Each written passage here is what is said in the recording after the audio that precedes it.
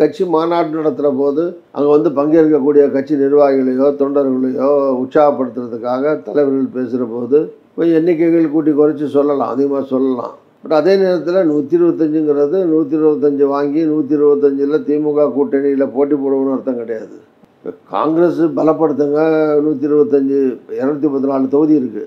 234ல் இப்போ இன்னும் 3-4 மாதம்தான் இருக்குது. ஜனவரி பிறகு தேர்தல் வந்துடும். இந்த இடைப்பட்ட காலங்களில் அட்லீஸ்ட் ஒரு 117 120 125 தொகுதிகள்லையோ நீங்கள் நல்லா பூத் கமிட்டி இந்த மாதிரி அதுக்கான தேர்தலுக்கான ஆயத்த பணிகளை சிறப்பாக பண்ணுங்கள். அதில் காங்கிரஸ் ஜெயிக்கிற இடத்துல காங்கிரஸ் ஜெயிக்கும்.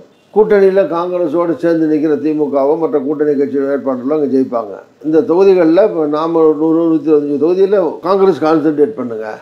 திமுக அதை விட காங்கிரஸை விட தமிழ்நாடு பொறுத்த வரைக்கும் பெரிய கட்சி, அவங்க 214லேயும் கான்சன்ட்ரேட் பண்ணுவாங்க. பட் அத்தனை தொகுதிகளில் காங்கிரஸ் நிற்பதற்கான ஒரு வியூ இல்லையா? இல்லை, நிற்பதற்குன்னா அது கூட்டணியில் 125 எப்படி நிற்க முடியும்? திருத்தூரில் கவனம் செலுத்துங்க அப்படின்னு சொன்னார். 125ல் கண்டிப்பாக கூட்டணியில் வாங்கி நிற்போன்னு அதுக்கு அர்த்தம் கிடையாது. 125ல் ஃபோக்கஸ் பண்ணுங்கள், முக்கியத்துவம் கொடுத்து பண்ணுங்கள் அப்படின்னு சொன்னார். ஒருபடி மேலே போய் தேவையான தேர்தலில் போட்டி போடுறது கூட அங்கே தயாராக இருக்கக்கூடிய அளவுக்கு நில்லுங்க அப்படின்னு சொன்னார். அது வந்து காங்கிரஸ் தோழர்களை உற்சாகப்படுத்த, தலைவர்களை உற்சாகப்படுத்த அந்த அந்த கோணத்தில் சொல்லப்பட்டதே தவிர கூட்டணியில் திமுக கூட்டணியில் இருந்துக்கிட்டு 234ல் 125ல் எப்படி காங்கிரஸ் நிற்க முடியும்?